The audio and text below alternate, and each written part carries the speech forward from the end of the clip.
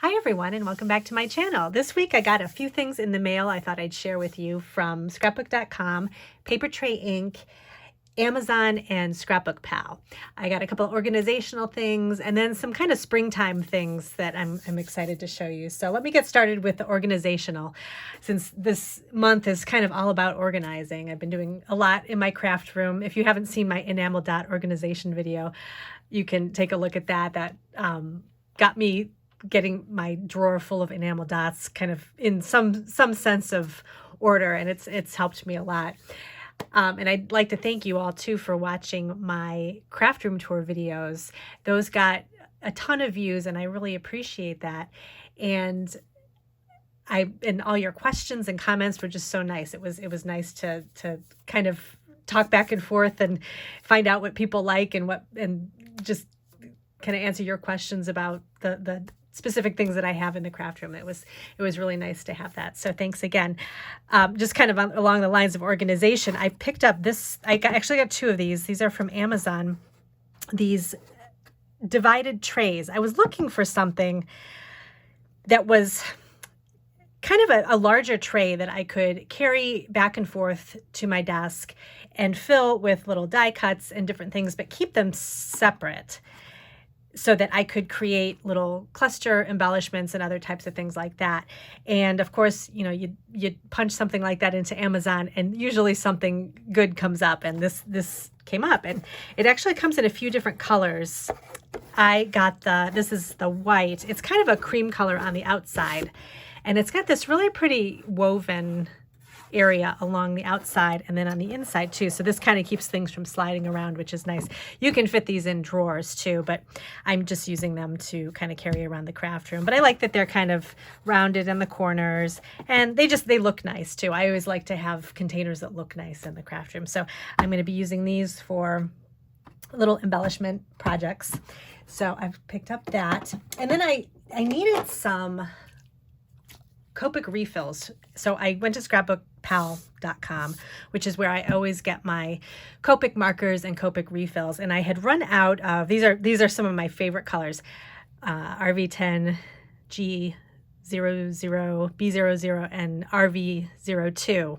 I use these a lot, and I was noticing when I was coloring, they were kind of fading as I was trying to color. So I picked up these refills, and these are for the sketch markers. And I'm going to do a separate video all about how I use Copic markers. So if you have any questions, put a comment below and I can use that for my Copic video. I am not an expert in Copic coloring at all, but I've been doing it for many years, and kind of, I just thought it'd be nice to show you what I have. A lot of people have asked about my Copic storage, and I just wanted to talk about the types of markers I use, the colors that I choose, and just some kind of tips and tricks in Copic coloring. So I will get to that, and I will also show you in the video how I refill the Copic sketch markers, in case anybody was wondering how to do that. So I got those refills here, and these are good for, I mean, I think 3 or 4 times. So, and it doesn't, the markers last a long time too. So those will be good for that. Also, I couldn't resist at Scrapbook Pal. They had this cute little, I was looking at some of the Lawn Fun stamps, and they had this cute little cereal bowl with hearts in it. And I love food pun stamps. I have a ton of them. So I couldn't resist this one because I actually don't have any cereal. So I do have breakfast foods from Lawn Fun, I think. So this can kind of go along with the breakfast food sentiments in those, but then they also have some cute little sentiments here. And I like how they include the little happy faces too. They're just so sweet. So I thought that would be cute for Valentine's Day or any day of the year. So, and these aren't expensive. It's nice. They have the little stamps. You can just pick up something small if you just need a little something. So the next place I went was scrapbook.com, and I had gone there, actually, Strawberry Cream 39. She has a YouTube channel where she does a Friday haul, which I really like because she shops at Michael's and she does, I think, dollar store and different places. And so she always shows, she does every week, she shows something. And so it's kind of nice. You can kind of see some things because I'm not always looking, but it's nice to see you know, different things that people get. And she ended up getting this embossing folder that's a cable knit sweater pattern. And I love dry embossing folders. I feel like you can never have too many because it's always a nice texture to add to the base of a card. And you don't even have to add color to it. You just have that plain white textured pattern, and people will get the card and kind of wonder what's that texture, how did you do that? And so it's such an easy way to add something special to your card. So this is from Eileen Hall from Sizzix, and I forget what it's called here. Oh, it's just called Sweater. so it just looks like a cable knit sweater pattern here. So I thought this would be so pretty for this time of year, winter time. And also, you know, Christmas time, you can add Christmas stamps to it. So there's a lot you can do with it. So I'm excited to try that. I also got an embossing folder from Spellbinders, which I didn't realize this was so big. They have they have kind of a new collection out. And this one is called Optical Arches. And you can use this bigger embossing folder for just regular A2 cards, and then the slim lines 5x7 cards, and so the bigger projects too, which is nice. So let me take it out of the package and I'll show you real quick. So yeah, it's pretty big, and I'm just gonna look behind me real quick and make sure. I never checked to see if it would fit in my Sizzix Big Shot machine, so let me just check that. Yeah, it does. It fits. It's exactly the size of the plate that you run through the Sizzix. So this will fit on there. And then if you have a Gemini too, you can run it through the Gemini. So this is nice because sometimes the other sized embossing folders, they don't always cover the whole front of a card, and you kind of have to trim off the edges a little bit. So I don't know, I have some that have different, they kind of vary in size. So this is nice because this will cover all your bases. The texture or the embossing part the design is a little bigger. So you'll get kind of a bigger, you know, design for the back. But I thought this was a fun background, and I love the retro style look. So this is a nice pattern. You could do this with vellum too and stick this in a junk journal and get that kind of crinkly feel. So I thought this would be good for a lot of projects. And then I picked up, this was on sale. I always like to look, scrapbook.com has a clearance section. So I always like to look on there because sometimes you can get some really inexpensive stamps, you know, like $2 and $3, and they're really nice. So, and I like different things. I like the retro style stamps and different types of florals. So they have a lot of those. And this one was, I think it was maybe 10 or 12. I'm not positive. This is from Altenew, called Precious Peony. And they didn't have a die to go with it. I usually like, with these big floral patterns, I like to kind of buy the dies with them. If maybe I just don't, because if they're so big and you don't want to cut the whole thing out. They didn't have a die, but I don't think it's going to be difficult to cut around the outside of the flower, even with the leaves. So I'll just make do with that. But I just like this here, how it goes kind of, you can put it in a corner of a card. So these flowers here, and then there's some other bigger blooms around. And then there's a few sentiments too. It's kind of an encouragement theme. So congrats, so happy for you. You did it. Good job. So this is really pretty. It'll be nice to color, emboss, do all the usual things. I wish it had a stencil to go with it, because that's my new favorite thing, is to color florals with stencils. So, but this will be nice with Copics too. So I will be trying that. And then I found this, I think I typed in retro stamps, because I'm always looking for new retro stamps. And this came up, this penny black cling stamp. And I'm going to take this out just so it's not so shiny in the light. Oh, it still has a plastic. It's still kind of shiny, but this is called, let's see the pattern. This is called Contemporary. And I really like the way the lines are, and the kind of the curved lines and the squares. I just thought this would make a really pretty background. Lots you can do with this. And I like the red rubber stamps.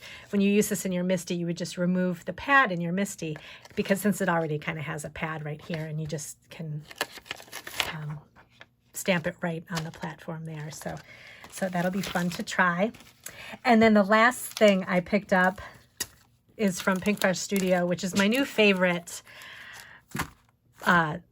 company to get floral stamps from. This and Altenew and Papertrey Ink are my favorite places to find floral stamps. But Pink Fresh Studio always comes out with a new beautiful floral stamp. So I picked this one up. It's called Brighter Days. And it's just a pretty combination of separate flowers, which I like because you can use them in different ways on the card, and you can kind of scatter them throughout. But it has kind of a daisy shape. And then I'm not sure if that's it looks kind of like a dahlia, and then just a larger flower here and some leaves. So I got the regular stamp, and then I also got the stencils that you can use to ink blend and color over the stamps. And if you've never seen this before, I actually have a video that demonstrates how to do the coloring with the stencils and using stamps like this. So you can take a look at that too. But I love to use this. And then it had a hot foil plate too, and the dies. So I just picked up the whole collection because this is something that I will make a ton of cards with these. And it's kind of timeless. Like, it never really goes out of style, these pretty flowers. And there's so much you can do with them. So it's definitely, I think, worth the initial investment because you can get a lot of cards out of this over and over again. So, and I got the die because it'll just be quicker to cut the things out. But I'd like to try I've seen, I think it was Laura Basson, do the hot foil plate and then do the ink blending with the stencils with where you get the foiled look. So I'm excited to try that because I think my other hot foil plates don't have stencils that go with them. So that'll be a fun technique to try. And then I had seen this paper from Simple Stories. This is from their Happy Hearts collection.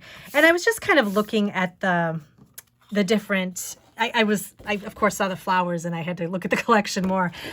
And I picked up this particular page. I just got two of the same ones. I liked it because this paper is double-sided. So I liked this side, but then I also liked this side too. So if I put this in a junk journal, usually when you make the signature, you have the two-sided page. So I thought this would make sense to have this as kind of a journaling page. And then when you turn the page, you get this pretty flower pattern too. So I got two of those. I thought that'd be nice to put in some of the journals. I'm working on a couple of different styles of journals, and one of them I think is going to be like a floral themed one.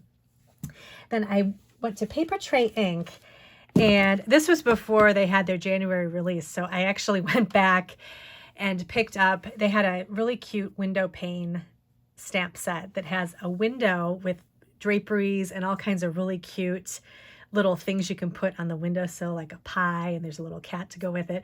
So I ended up getting that later when I saw that it was coming out, and should get that in a week or so, and then I can try that out. But in the meantime, I picked up these stamps from them, and I think I mentioned in the beginning of the video, I was just feeling kind of more springtime stamps and into birds for some reason. I don't have a ton of bird stamps. I think I have maybe one or two, and they're very kind of just hand-drawn, kind of lined birds. And Papertrey Ink has this whole collection of layered stamp birds. So you get you can put the different colors of feathers on the birds, and it looks really pretty. So I got a couple of these, and they're nice because they're mini, so they're not really a high price point. This one is called, I think they're all named by well, let's see. This one actually doesn't have, okay, it's from the Feathered Friends collection. I'm sorry. Feathered Friends Mini 1. So this is their mini stamp, and it looks like this little bird here, which I thought was really cute. So you can add the different colored feathers, and then they have a couple of sentiments. Thank you for everything you do. Missing you. Hello there. So I thought they'd be pretty just for a little note card or something. And then I got this one too. I thought was cute. This little blue bird here. You can make it any color bird you want, which is nice. You can kind of use your different stamp colors for it. But I thought this little bird was cute. And this is kind of a happy one. This is Feathered Friends Mini 4. And you fill my life with joy and laughter. And then it also has a sympathy message on there too. So, but they'll be nice to kind of mingle with other sentiments that I have in my collection. And then I got this one called Brushed Birds. And it has a really pretty, if you can see it up here, just it's a pretty layered look, but it has almost like you're painting it with a paintbrush, which I don't do, so it'll be nice to be able to use a stamp for this. So just a couple of birds and then a couple of nice sentiments there too.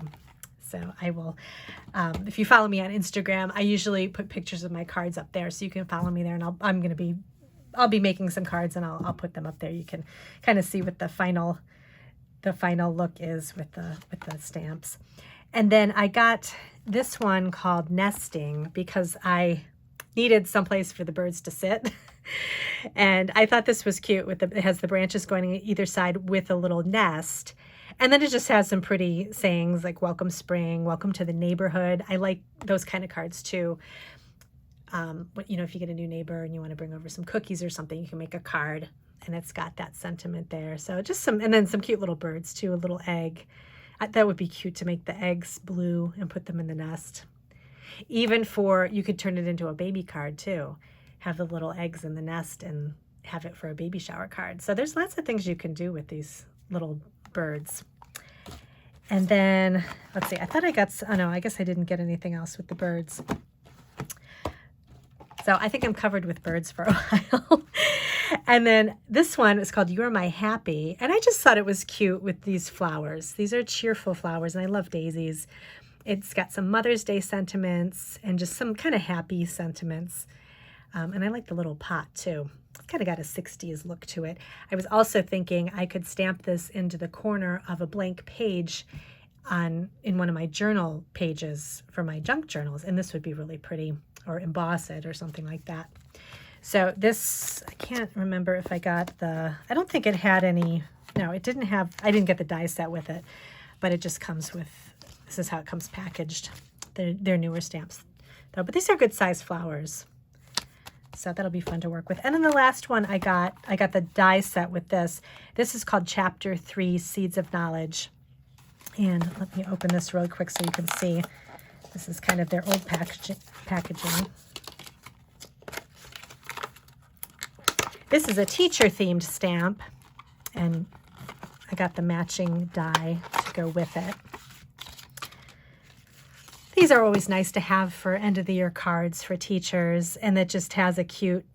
Actually, the reason I got this because I saw this little squiggle line. I don't know if you can see that. And I love things like that where you can kind of put it under a sentiment to kind of draw attention to it. I like the little squiggle line for some reason. But then I saw the sentiments too, and I thought those are nice for cards for teachers. And there's just little thank you for helping me grow. And again, you could use this with floral stamps and kind of combine everything too. So there's just a spot for to put the sentiments in this little rectangle there, and then a little flower watering can. And so this will be nice for those types of cards. So that is everything that I have this week this should keep me busy for a while. I'm still working on junk journals. I got my covers almost finished, and I'm going to get started on choosing my pages and ephemera and that type of thing. So I'll keep you posted on that kind of stuff.